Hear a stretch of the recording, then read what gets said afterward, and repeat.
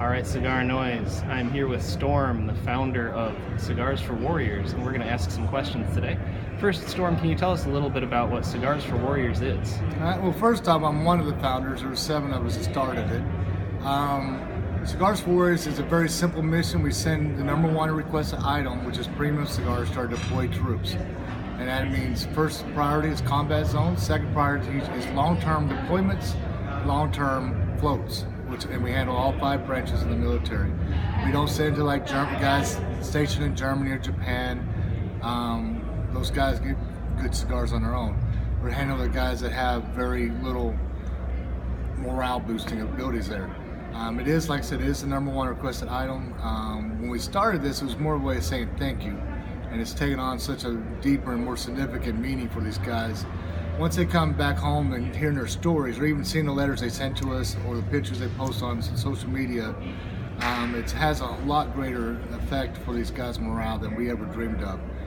It's been called, first line of defense for PTSD, to the greatest morale booster we have, the first real piece of home we get to have while we're deployed.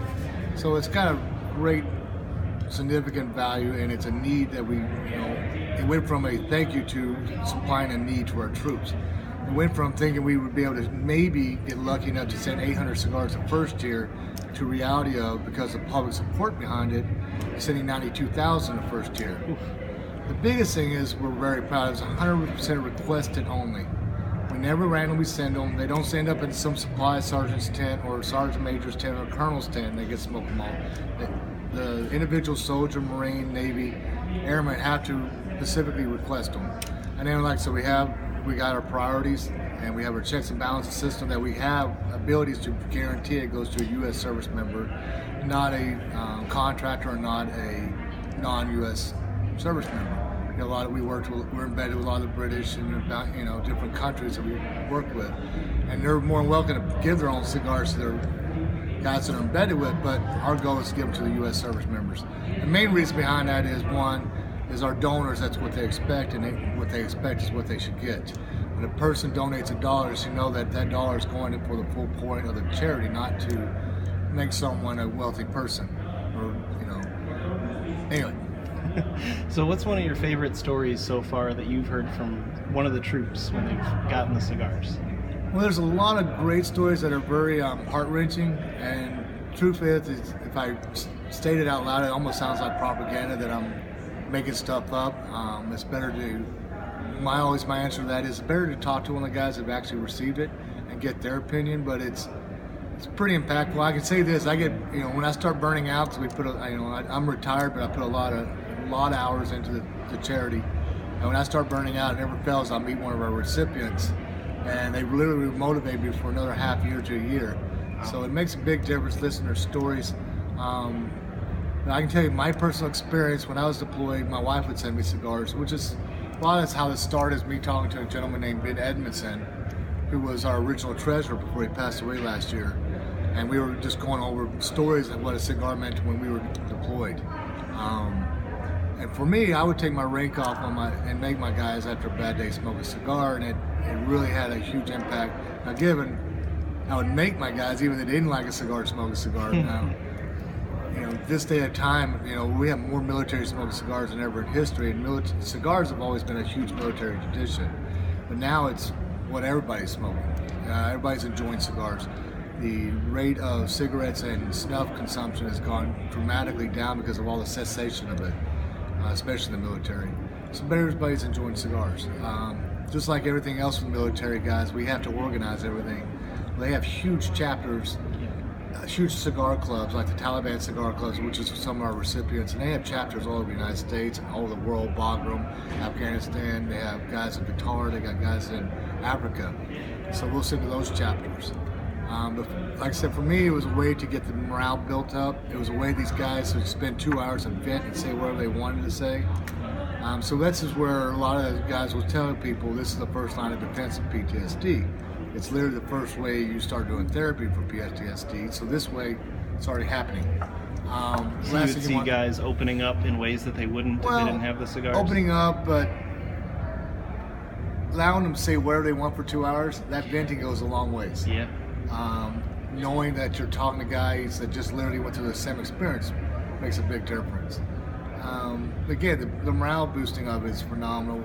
If you can't imagine the stressors, even get shot at all year long or have a mortar round drop on you all year long, you still have those stressors. Yeah. You have a huge high op tempo, which the United States military has been at since basically 2000. It's just, the op tempo is ridiculous. And those are huge stressors, so they need a reason to sit down and stop for 2 hours.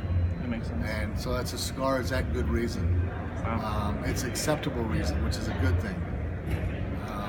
So yeah. So if we have folks, and I'm sure we do, that want to get involved with donating to Cigars for Warriors or helping out in some way, what can they be doing? Well, there's two things. If you want to just straight up donate, there's several ways you can do that. You go to the website cigarsforwarriors.org, and you can go to the donate tab, and you can either donate cigars or donate cash. The cash, people ask what do you use it for. We're hitting around $7,000 a month just in shipping costs alone. Wow. 92 cents of every dollar donated goes to shipping. The other 80% goes into what I call admin, but which is really websites, third-party programs, the buttons we buy here. That's one of the few things we do buy are the buttons.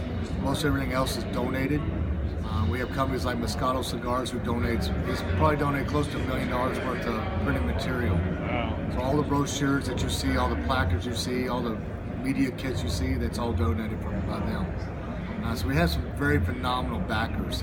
We got Cigar Press, who every issue since day one has put 3 to 4 pages of Cigars for Warriors in the magazine, which is phenomenal. That's a huge amount of advertising space they lose out because they do it for us. Yeah. That's how much they support the troops.